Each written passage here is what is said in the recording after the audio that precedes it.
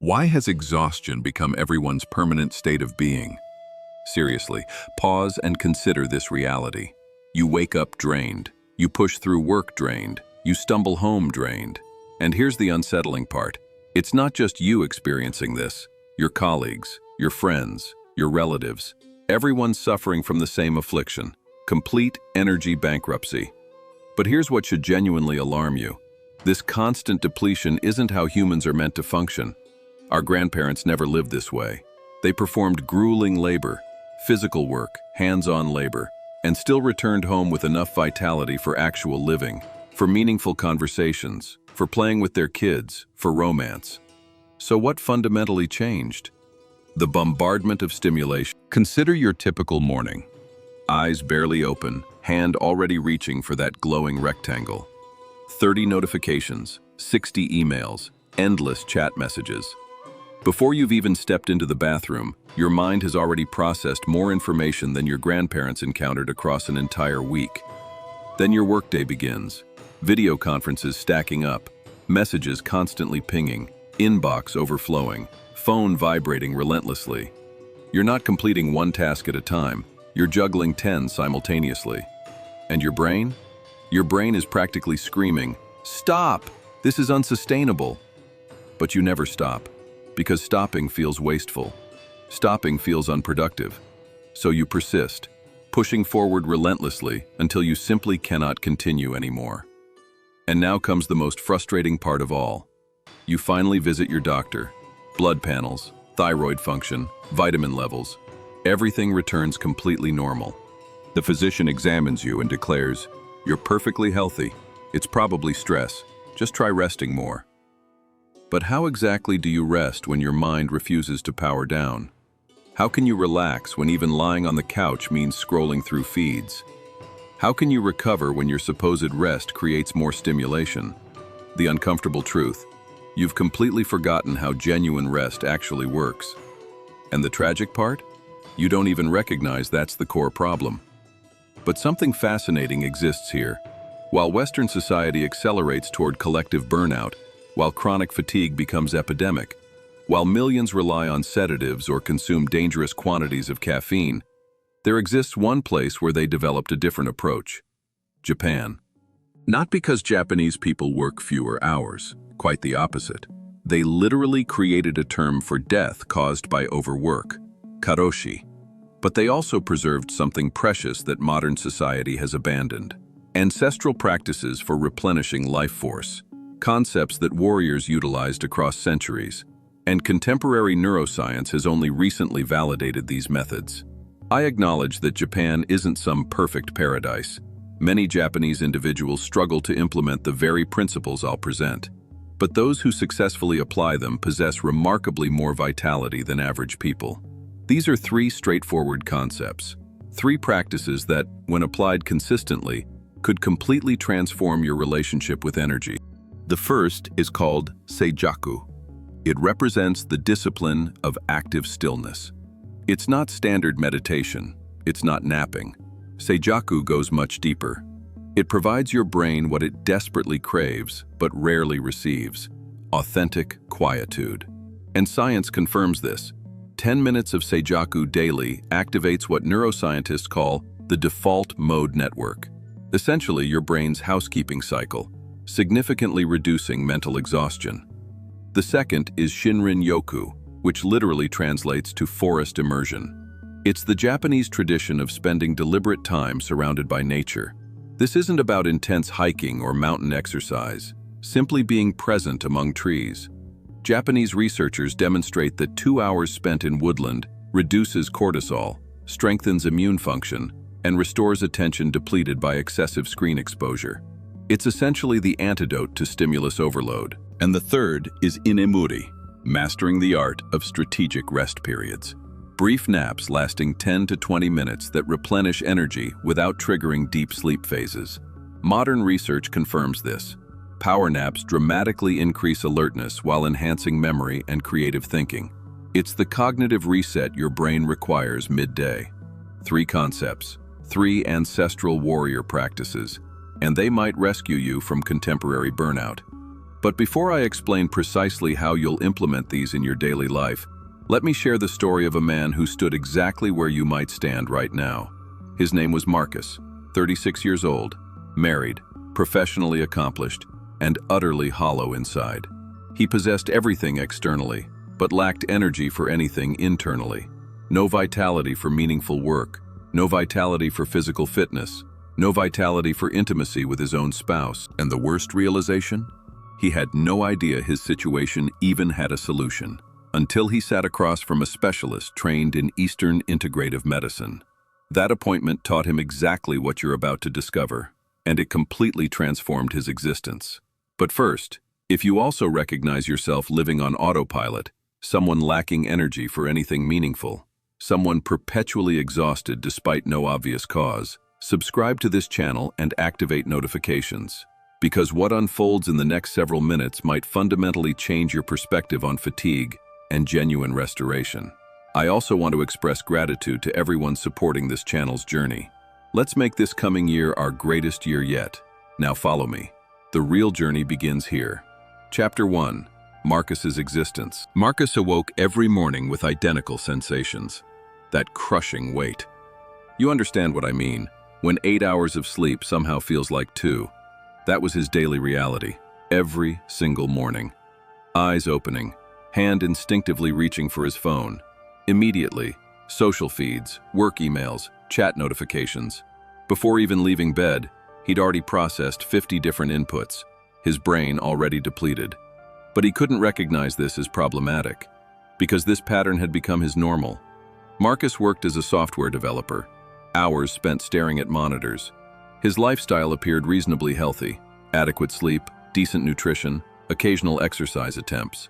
But training felt agonizing. Dragging himself to the gym required tremendous willpower. Each set seemed like an insurmountable obstacle. This wasn't physical weakness. This was motivational bankruptcy, mental depletion. Like performing was possible, but some invisible burden constantly pressed down on his shoulders. And work? By mid-morning he felt mentally finished. But that made no sense. His workday had barely begun. Thus began his dependency cycle. Coffee, additional coffee, energy drinks by mid-afternoon, more coffee approaching evening. He kept functioning, but stopped living, operating mechanically, existing on autopilot. But what wounded him deepest wasn't professional struggles, wasn't fitness frustrations. It was Elena, his wife, the love of his existence. Together 8 years, attempting pregnancy for 2 years. But how do you create new life when you barely possess vitality for connection? Days elapsed, weeks passed, nothing happened between them. Not because attraction diminished. Elena remained beautiful. His love ran deep. But returning home depleted, finding her smiling, dinner prepared, conversation attempted, his responses came as fragments. Yeah, maybe, later. Then directly to the sofa, phone in hand, scrolling endlessly. Instagram, Twitter, videos. Nothing genuinely interesting. But scrolling demanded zero effort from him, and Elena noticed everything. She watched her husband slowly disconnecting, fading away. She attempted approaching gently. "Sweetheart, have you been sleeping properly? Maybe you need vacation time. We could travel somewhere, get some distance." But Marcus always deflected. "Nothing serious, love, just a demanding project. This phase will pass. Things will normalize." But nothing normalized, and both understood this painful truth. Chapter 2. The confrontation. Then one evening, Elena positioned herself beside him on the couch. She removed his phone from his hands and spoke words that would echo forever. "Marcus, I cannot watch this destruction anymore." He avoided her gaze. "What destruction exactly?" "This, you, empty. You're never truly present, always exhausted. No capacity for me, for us, for anything meaningful." Silence filled the room. She continued, "We're trying for a baby, but honestly, do you believe we're actually prepared? You can barely take care of yourself." That statement penetrated deep, because accuracy hurts most. He recognized he lacked energy for fatherhood. He could scarcely manage being a husband. Elena grasped his hand firmly. "I need you to seek answers, not necessarily therapy, but something. See a specialist, get examined, anything." And for the first time in countless months, Marcus agreed. Chapter 3. The Consultation. 14 days later, Marcus occupied a waiting area. Medical clinic. Clean lines. Minimalist design. He'd scheduled with a physician Elena discovered online. Dr. Tanaka, integrative medicine specialist. The approach differed immediately.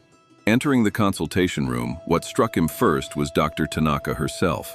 Japanese woman, silver hair elegantly arranged, impeccable posture. No desk buried beneath paperwork. She sat in a comfortable chair, holding tea. She smiled warmly upon seeing Marcus. "Please sit. Would you like some tea?" He accepted somewhat awkwardly. They conversed for roughly 10 minutes. Nothing about symptoms, just life discussions, work, routines. Then Tanaka posed a question. "Marcus, when did you last experience feeling genuinely restored?" He contemplated, searched his memory, realized he couldn't recall. Years ago, probably. Tanaka nodded knowingly, as though anticipating precisely this response. "And you've completed various tests, correct? Blood panels, thyroid, vitamins?" "Yes, everything returned normal." "Then allow me another question. When did you last experience complete absence of activity?" Marcus frowned. "Meaning what exactly?" "No devices, no television, no audio, nothing but yourself and silence." He laughed nervously. "Never, honestly." "Exactly, and therein lies your problem." Chapter 4. The Discovery. Tanaka rose. She approached a bookshelf, withdrew an aged text. "Marcus, you're familiar with samurai?" "Sure, Japanese warriors, correct?" "Correct, but they represented more than fighters. They mastered energy itself." She opened the book to a marked section. Samurai remained constantly battle-ready, making split-second decisions, leading men, yet they avoided perpetual exhaustion. Can you guess why? Marcus shook his head. Because they understood something modernity has forgotten. She returned to her seat, meeting his eyes directly. Vitality cannot be manufactured through force. Vitality must be intentionally cultivated. And they practiced 3 fundamental disciplines. 3 concepts that maintain them powerful, sharp, fully alive. Modern science only now confirms their wisdom. Marcus leaned forward, genuinely engaged. Tanaka continued. The first discipline, Seijaku, dynamic stillness. The second, Shinrin-yoku, forest immersion. The third, Inemuri, strategic restoration. She smiled gently. I'm teaching you all 3. Because, Marcus, you don't require pharmaceuticals. You require relearning how your brain actually operates.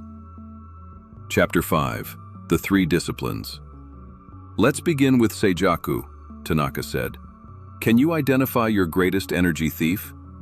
Marcus considered. Probably my job? Incorrect. Mental noise, she elaborated. Marcus, your brain functions like computer hardware.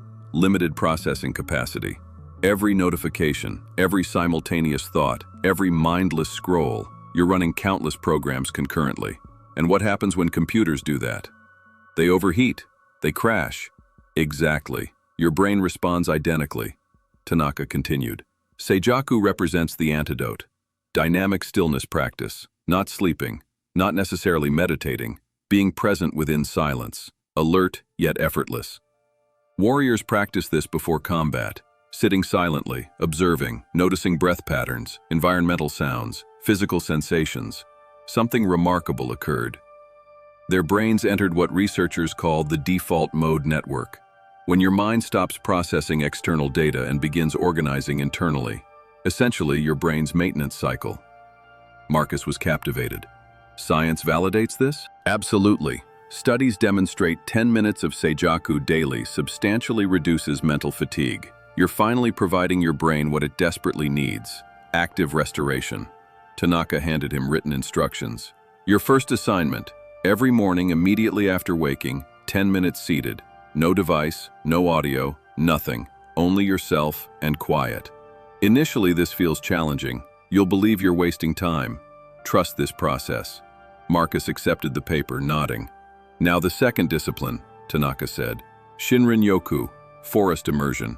Have you noticed feeling different after extended outdoor time? Marcus reflected. Lighter somehow. Exactly. This isn't psychological, it's physiological. She retrieved another reference, displaying charts and research data. During the 1980s, Japanese government officials initiated a national Shinrin-yoku program.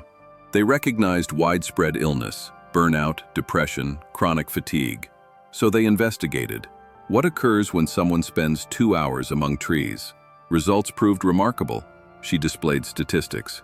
Cortisol, your stress hormone, drops 12 to 16%. Blood pressure decreases, immune function strengthens. Marcus's eyes widened. Simply from being among trees? Simply being present. No hiking required, no running, no exercise, just existing there, absorbing sounds, scents, textures. Because nature possesses something urban environments lack: organic rhythm. Your brain evolved across millions of years surrounded by nature. It recognizes that environment as secure. When feeling safe, it relaxes, it regenerates. Tanaka looked at him directly. Marcus, you live in a metropolitan area. Parks accessible to you? Yes, several. Your second assignment. Twice weekly. 1 hour in a park. No device, no earbuds. Simply walking, observing. If denser woodland is accessible, even better. Marcus documented everything. Now the third discipline, Tanaka said. Inemuri. You'll appreciate this particularly. The art of strategic rest periods. Marcus laughed. Like napping? Precisely, but strategic napping, Tanaka explained. In Japan, public napping is common, on trains, at workplaces. This isn't viewed as laziness, it's considered dedication. Because Japanese culture understands something fundamental. Vitality isn't infinite. It requires replenishment throughout each day. Warriors practiced this too. They called it vigilant rest. Brief periods, 10 to 20 minutes, that restored energy without entering deep sleep phases. Contemporary research confirms this. Short naps significantly boost alertness. They enhance memory, creativity, problem solving. But timing matters critically. Exceed 20 minutes and deep sleep begins. You'll awaken feeling worse than before. Tanaka checked her watch. Your third assignment, daily, post-lunch, between early and mid-afternoon, 15 minutes. Set an alarm, sit comfortably, close your eyes, allow rest to happen. Deep sleep isn't necessary, just conscious rest. Marcus felt amazed.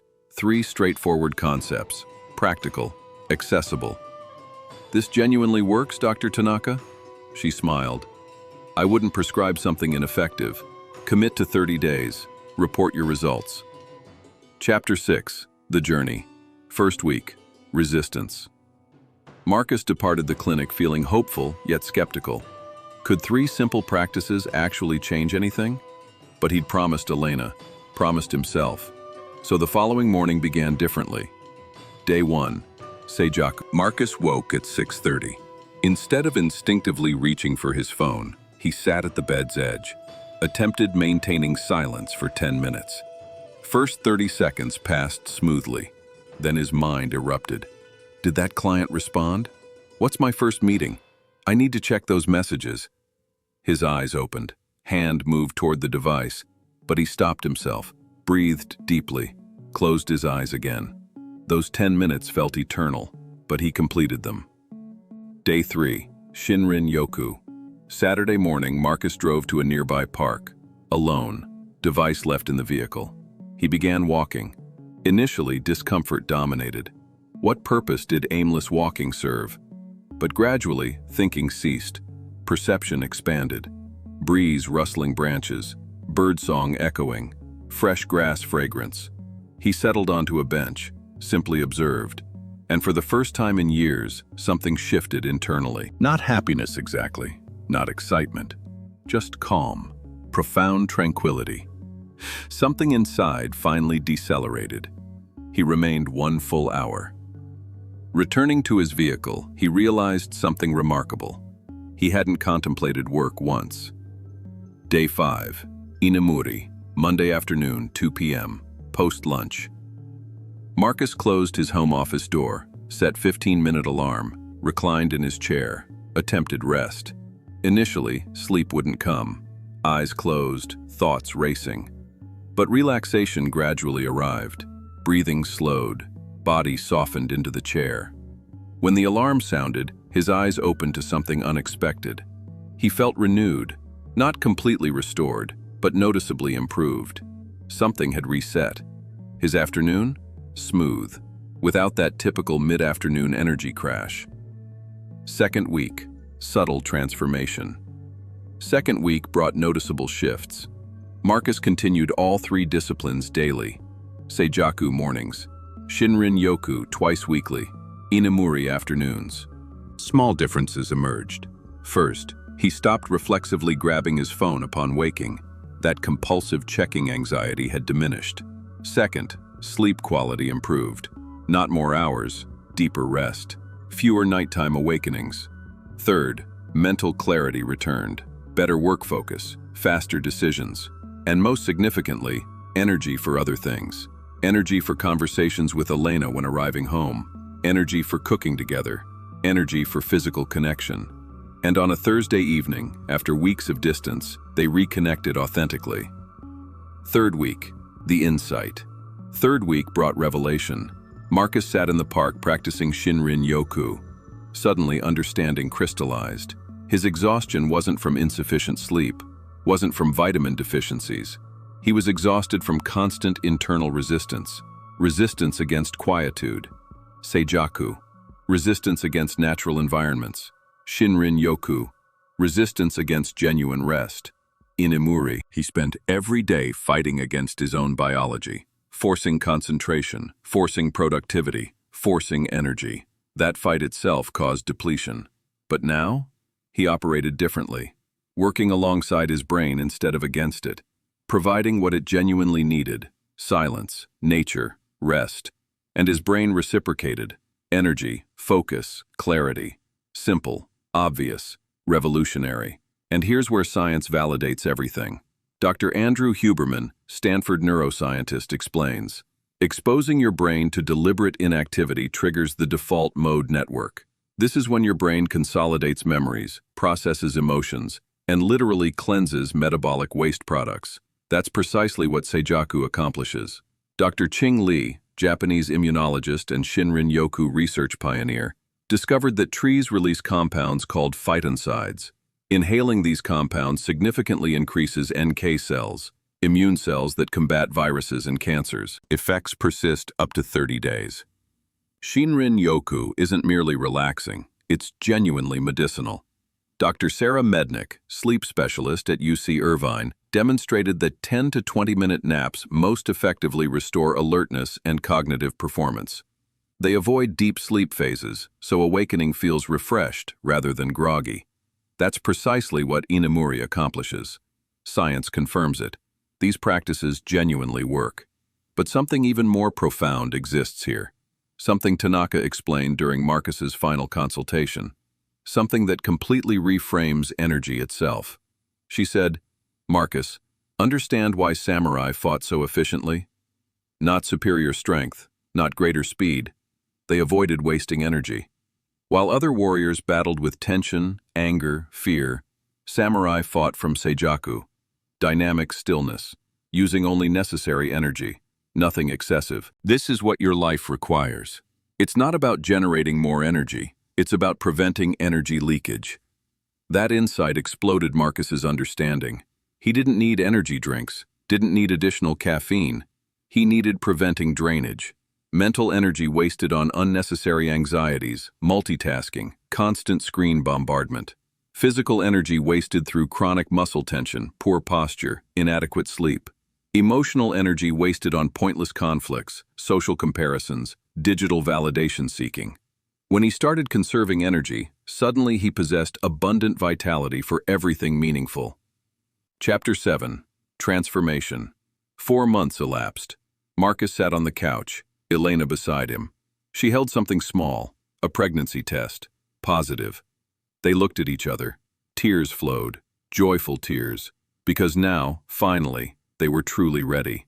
Not merely physically, emotionally, mentally. Marcus no longer lived depleted.